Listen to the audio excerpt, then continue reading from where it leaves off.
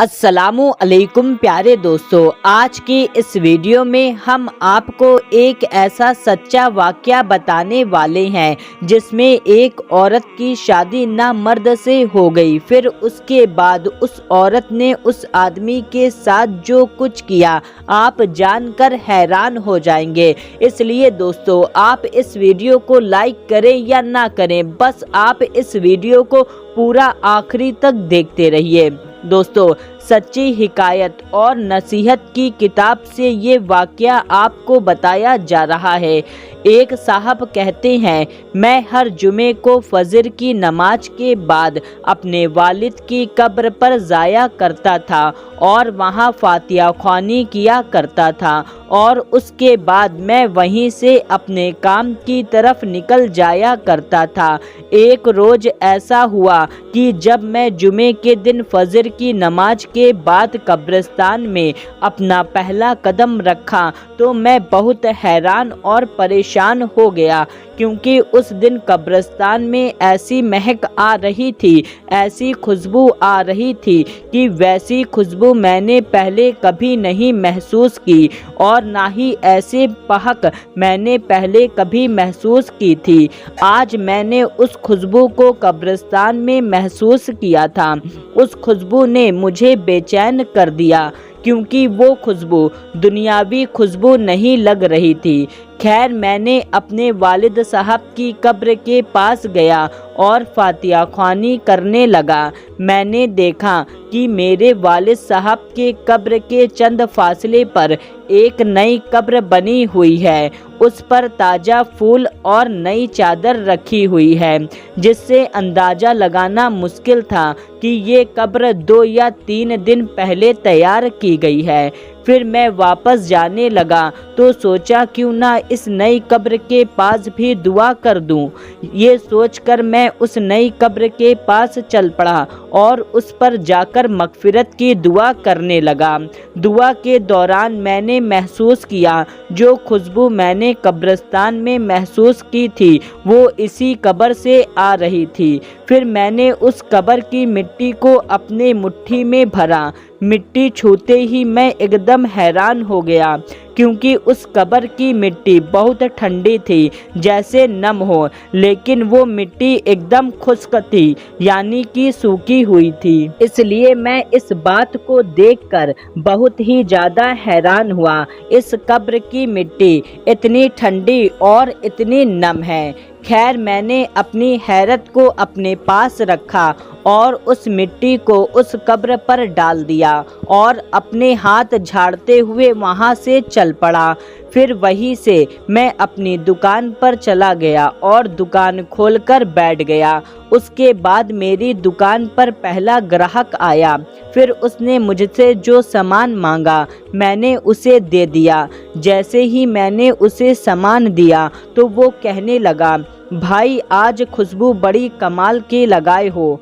मैंने कहा, कैसी खुशबू? कौन सी खुशबू? मैंने तो कोई खुशबू नहीं लगाई है, मेरे हाथों पर मिट्टी लगी है, देखो। ये सुनकर मेरा ग्राहक कहने लगा, क्यों मजाक कर रहे हो? आपने बहुत अच्छी खुशबू लगाई है और ऐसी खुशबू मैंने पहले कभी नहीं सूंघी है। इतना कहकर वो वहाँ से चला गया। मैं पहले ही हैरान था, अब उसकी बातों को सुनकर और भी ज़्यादा सोच में पड़ गया। सोचते सोचते जब मैंने अपने हाथ को अपने नाक के करीब किया तो मालूम चला वो खुशबू मेरे ही हाथों से आ रही है। फिर मैंने पूरा दिन उस खुशबू को महसूस किया। इसके बाद मैंने कई बार अपने हाथ धो लिए, पर वो खुशबू मेरे हाथ में वैसी की वैसी ही बनी रही। उसके बाद अगले दिन यानी हफ्ते के दिन भी मैं ना चाहते हुए कब्रिस्तान चल पड़ा और अपने वालिद साहब की कब्र पर दुआए मगफिरत करने के बाद मैं उस नई कब्र के पास चला गया, ये सोचकर कि ये नई कब्र किसकी होगी, आखिर कौन है इस कब्र के अंदर जो इतना नेक है, आखिर इसने ऐसा कौन सा अमल किया होगा जो इसकी कब्र इतनी ठंडी और खुशबूदार है। इसने ऐसा कौन सा काम किया होगा जो इसकी बदौलत इसको ये इनाम मिला। यही बात सोच सोच कर मैं बहुत परेशान हो रहा था।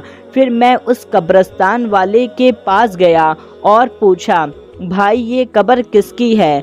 तो उसने मुझे बताया कि साहब ये कब्र एक औरत की है। ये सुनकर मैं और भी ज़्यादा हैरान हो गया कि इस औरत को ये शानदार मुकाम किस तरह से मिला होगा। खैर अगला दिन इत्तवार का था। इत्तवार के दिन मैं देर सुबह से उठता था, लेकिन उस दिन मैं जल्दी सुबह फजर के वक्त ही उठ गया और फजर की नमाज पढ़ने के बाद सीधा कब्रिस्तान की ओर रवाना हो गया।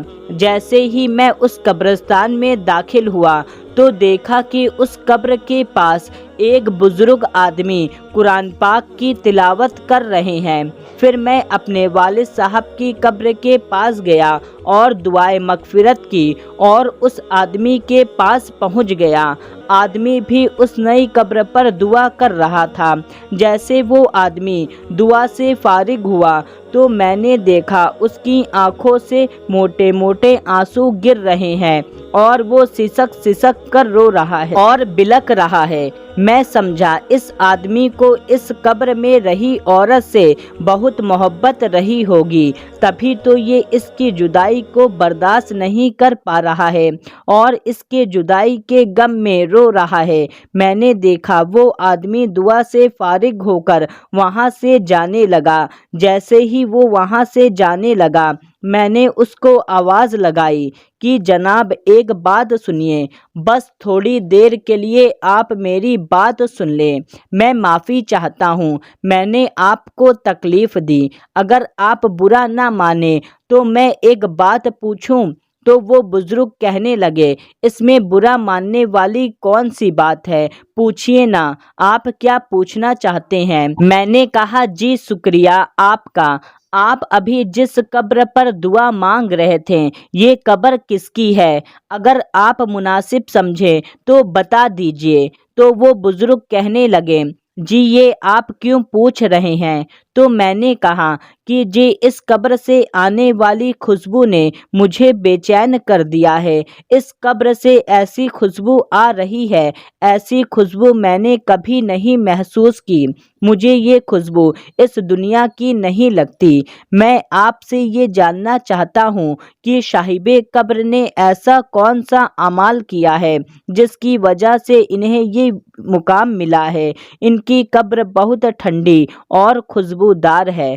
तो ये सुनकर उस बुजुर्ग ने ठंडी आह भरी और कहने लगा, कब्र ठंडी और खुशबूदार क्यों ना होती, इसने अल्लाह को इस तरह राजी ही किया है। ये सुनकर मैं कहने लगा, जी मैं यही तो जानना चाहता हूँ कि इसने ऐसा कौन सा अमल किया है, ऐसा कौन सा काम किया है जिससे इसे ऐसा इनाम मिला है। फिर वो बुजुर्ग कहने लगा, जी ये मेरी बीवी की कब्र है।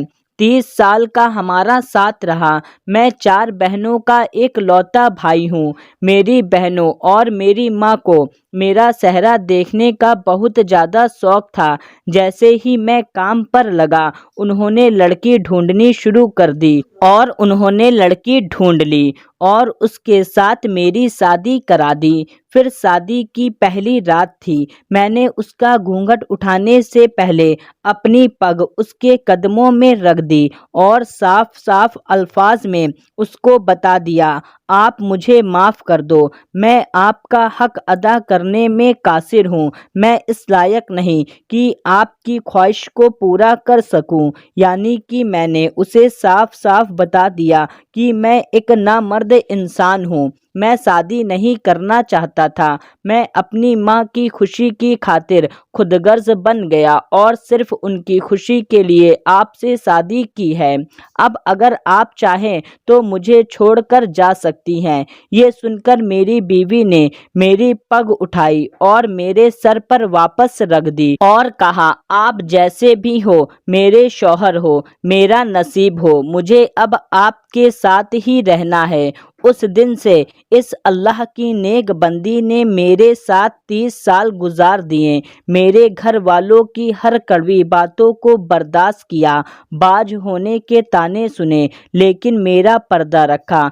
اللہ ताला कैसे इस कब्र को खुशबूदार और ठंडा ना करता, जिसने इस दुनिया में इतनी पाक और साफ जिंदगी गुजारी हो। इतना कहते हुए वो बुजुर्ग जारो कतार रोने लगे और कहने लगे, इस औरत ने 30 साल तक सब्र किया है और सबसे बड़ी बात यह है कि इसने मेरा पर्दा रखा है, इसलिए अल्लाह ताला ने अपने जन्नत के एक बागों में से इसे एक बाग अता किया है। तो दोस्तों, देखा आपने अल्लाह ताला अपने नेक बंदों के साथ कैसा करता है। तो दोस्तों, ये वाकया आपको कैसा लगा है, आप कमेंट करके हमको ज़रूर बताएं। मिलते हैं तब तक के लिए, अल्लाह हाफिज़।